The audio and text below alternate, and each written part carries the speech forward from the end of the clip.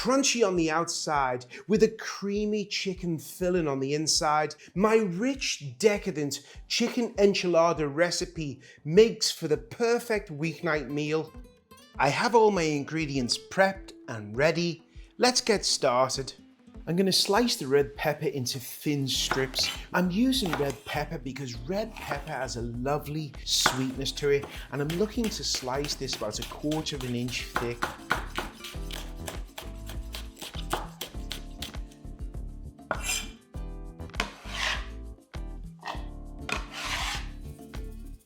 We're using a yellow onion. They're inexpensive and they're packed with flavour. I'm just going to open it up and peel it. We're also going to cut this into 1/4 of an inch thick slices.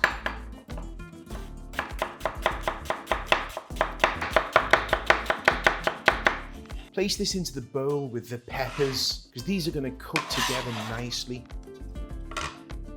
I've got some peeled garlic and I'm just going to smash it with the side of the knife, and then we're going to chop it. We're going to make minced garlic. Minced garlic should be the size of a piece of short grain rice.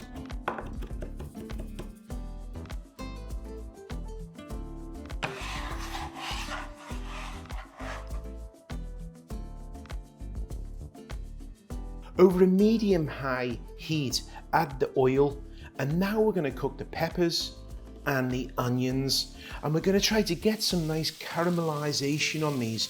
This will give us a lovely sweetness for this enchilada recipe.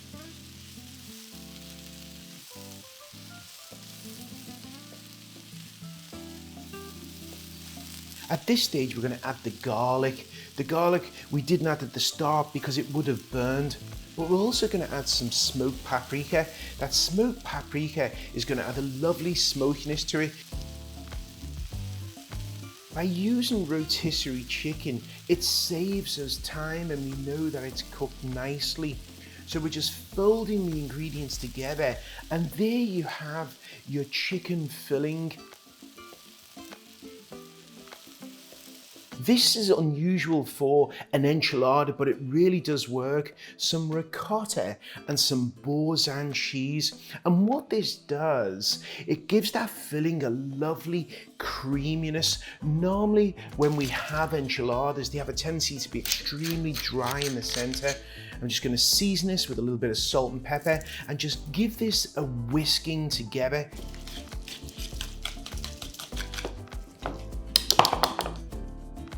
For the corn tortillas, we want to warm this slightly. There's 2 ways we can do this: on an oven tray with a little bit of oil on them, or in the microwave for about 10 to 15 seconds. I'm putting them on an oven tray with some oil, salt and pepper, and this will stop them breaking in half when we roll them. Now that we've got our tortillas ready and our filling ready, now it's time to assemble them. I'm spreading some of the cheese mixture down the center, and then just adding some of that peppers and chicken and a little bit of Monterey Jack cheese, or you could use some queso. And we just want to roll these into a cylinder and placing them into an oven-safe dish that's been sprayed with some cooking spray. These can be assembled the night before if you wish.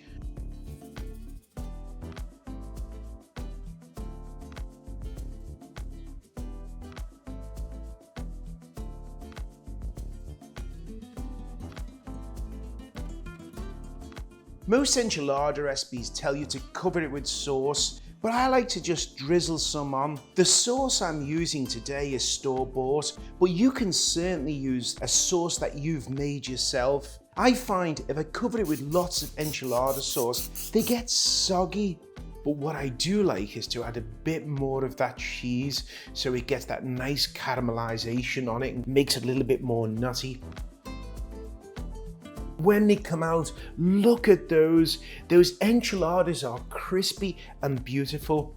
When it comes to plating the enchiladas, I just like to take some of that enchilada sauce, give it a drizzle around the plate. I know it looks a little bit restaurant type, doesn't it? And then we're going to top this with 3 enchiladas. Add a bit more cheese, some freshly chopped cilantro, and all this needs now is a wedge of lime, small amount of pepper, and a little bit of finishing salt. And there you have it, the best enchilada recipe you'll ever taste. Yes, it is that good.